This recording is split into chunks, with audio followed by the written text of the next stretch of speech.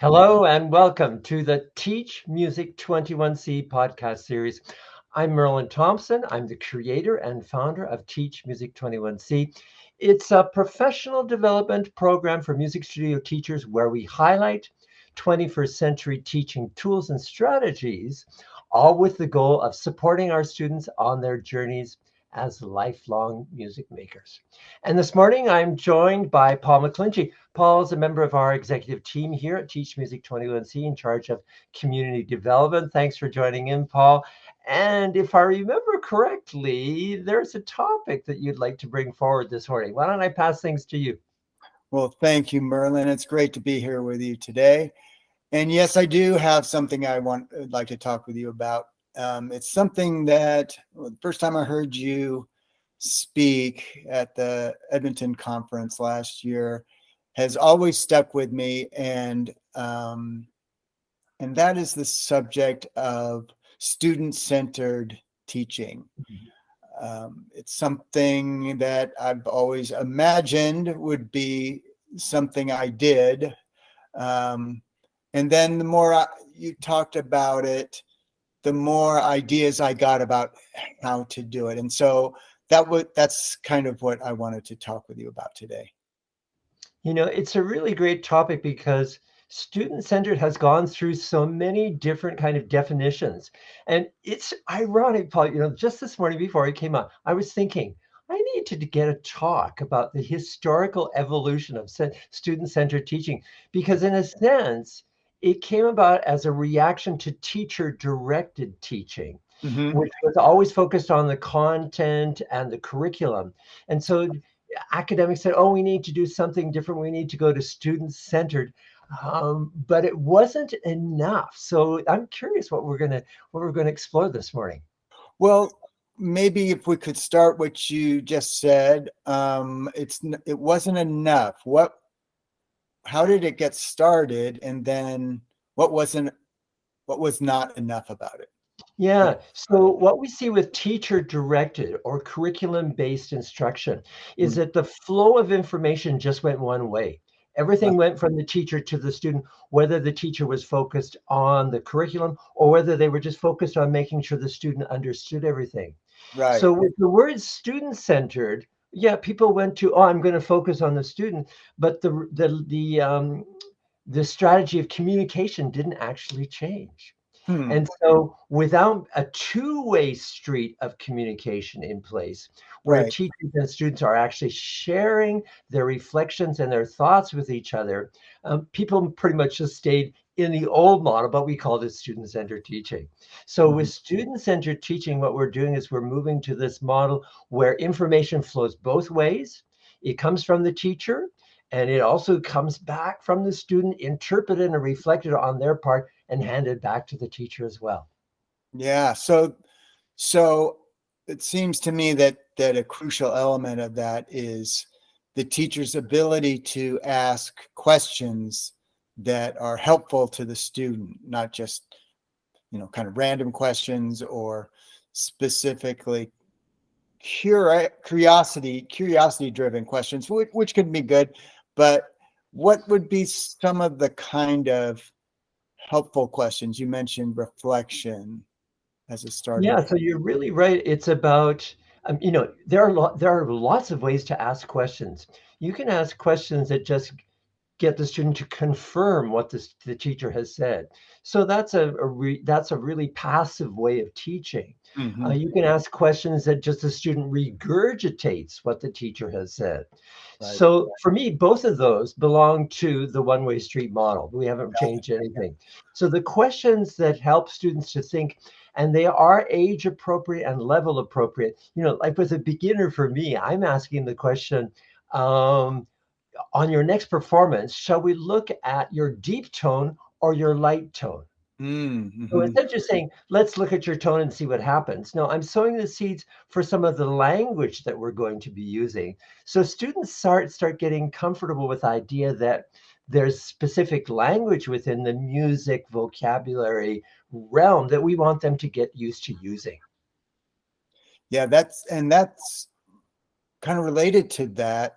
How do we get the students the process of helping them to understand and use the vocabulary, how can we use that student-centered focus to do that? Yeah. So within the music contest, we're so lucky because we've got demonstration and we've got the actual performance as the experience of what the vocabulary means. So we're not exploring vocabulary as an abstract concept kind of idea. We're Right. exploring deep and light tone as in let's experience what deep and light tone might look like or sound like. So we're joining that experience to the vocabulary right there. And I can see, because musical, for lack of a better term, jargon, which is how musicians talk with each other, which is for me kind of a translation of the term music theory. You know, we tend to think of theory as this rarefied world, but I think of it as how musicians talk with each other about music.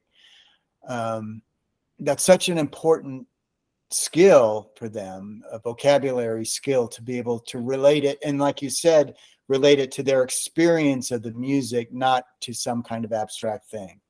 Yeah. Yeah. It's always, the thing about getting comfortable with the vocabulary and the terms is we're trying to, what do I say, shortcut the communication gap. So we want to be able to communicate with our students, and we want to be able to communicate with them in the easiest way and most efficient way possible. And that requires a lot of sowing seeds, doing the same exercises, exploring that same vocabulary over and over and over again. Yeah. There's another aspect of student-centered teaching I wanted to talk about is, teaching to the whole student, but the great variety of students that we encounter, different cultural backgrounds, and many things like that, having to do with their experience of life, their family, and so many things that we tend not to really think about. Can you speak to that a bit? Yeah, there's a certain, history within the teacher-student relationship that teachers have been tasked with the role of bringing students from the unknown to the known.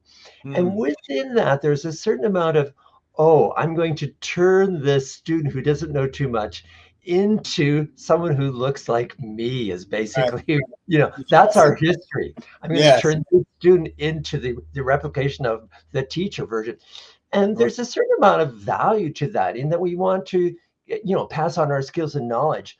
But at Right. the same time, we've come to understand, I think, quite maybe in the last 30 to 40 years, that model of just replicating what the teacher knows, not enough. Or I won't say it's not enough. It's not the whole picture.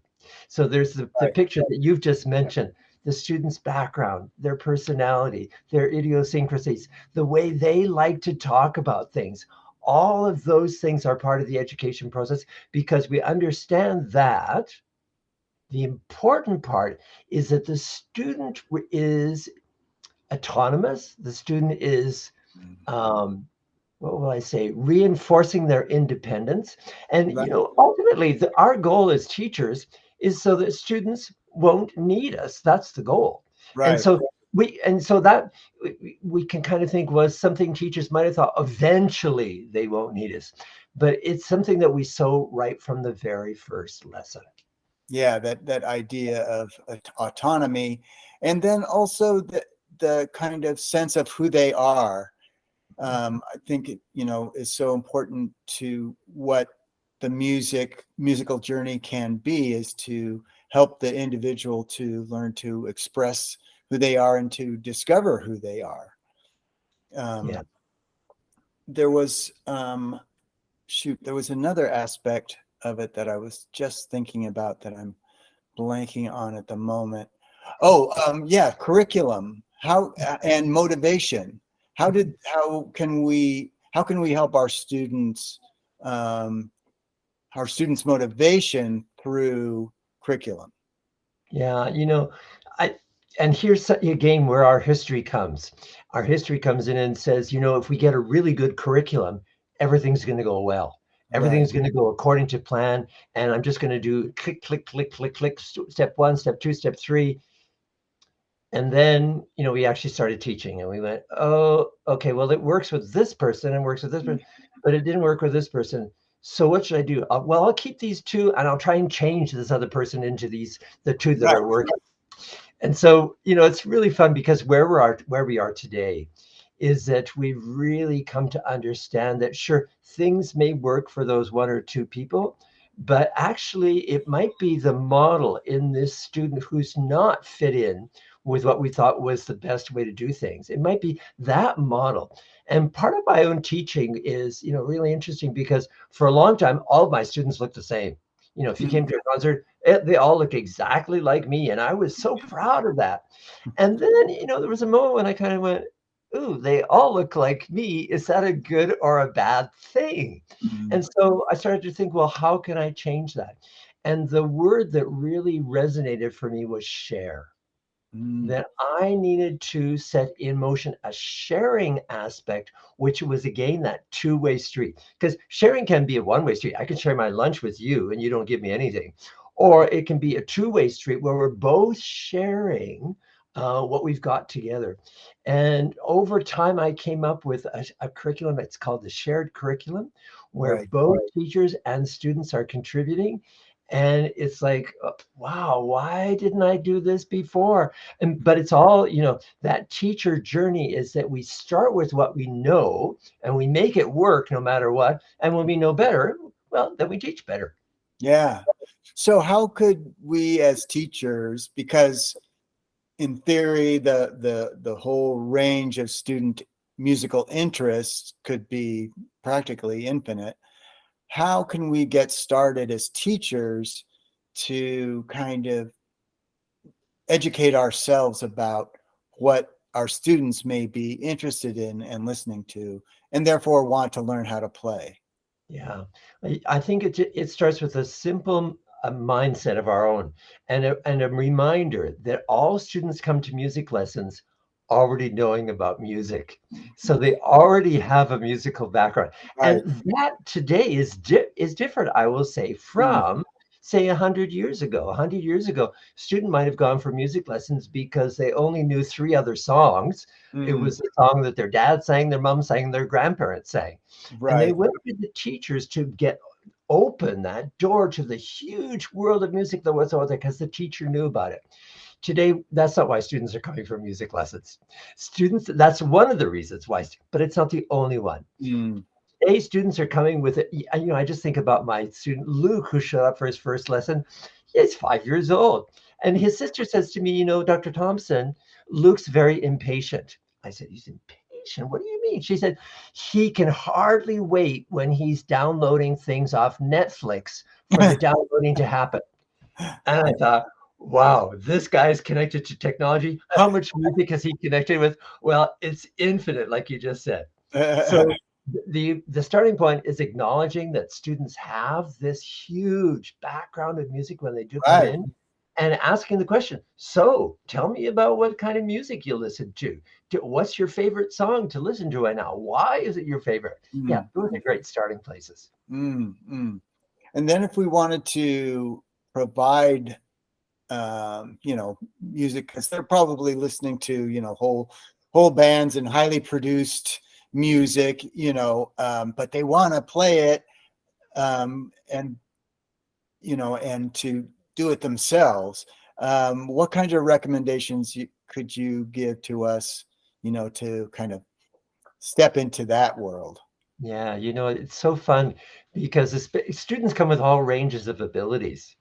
And like you say, the model that they're listening to out there might have a drum set, might have, Right. acoustics instruments, might have all these different things. And so it's really navigating that and finding out what is it about this tune that's the most attractive. Is it the melody? Is Mm. it that what's going on in the background? How Mm. could we replicate what's going on in the background? Maybe this is a piece that, for me, I'm a pianist. Well, maybe this is a piece you should be singing. and we're going to just figure out what we're going to do with some kind of accompaniment, get the baseline going, and that's going to be it. So it's always, there's a period of kind of let's experiment and see what we can do. And then there's also the whole thing about how close am I actually going to get? And in some cases, we'll get really, really close. And in other cases, no, there's just too many variables going on here. We're not going to get that close, but we're going to enjoy the exploration that we do in the meantime. Do you ever have your students use kind of pre-recorded backgrounds and say, just do the melody, in the right hand, or really, do you ever use those kinds of tools? Yeah.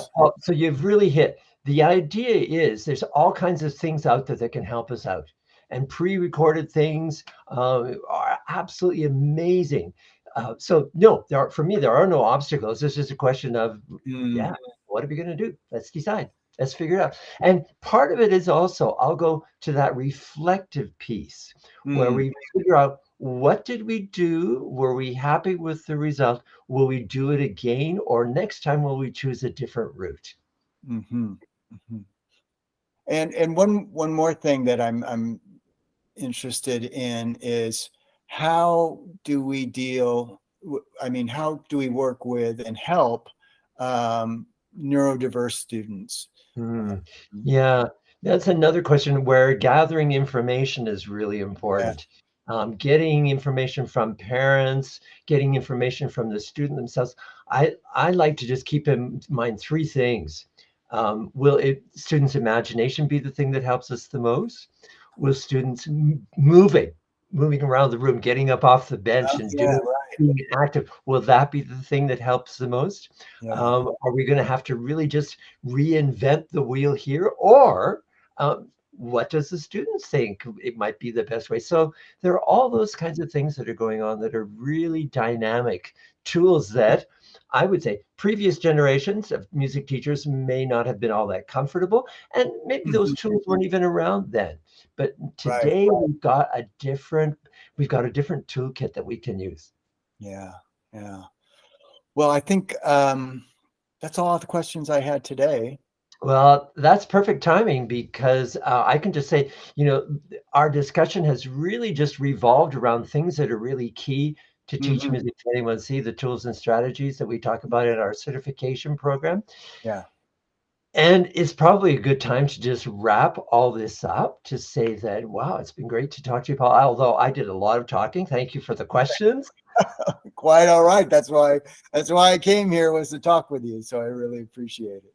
Yeah, it's fantastic. And just for people who are checking in for maybe the first time with the Teach Music 21C podcast series, this is an ongoing series, and Paul's going to be back later on in the weeks and months coming up. So we're going to see him again. And maybe on those occasions, I'm going to be the one that's asking the most questions. Well, I look forward to it, Merlin. Yeah. Thanks so much, Paul. And thanks for people for joining in. We'll see you next time. Thank you, everyone. Have a good day.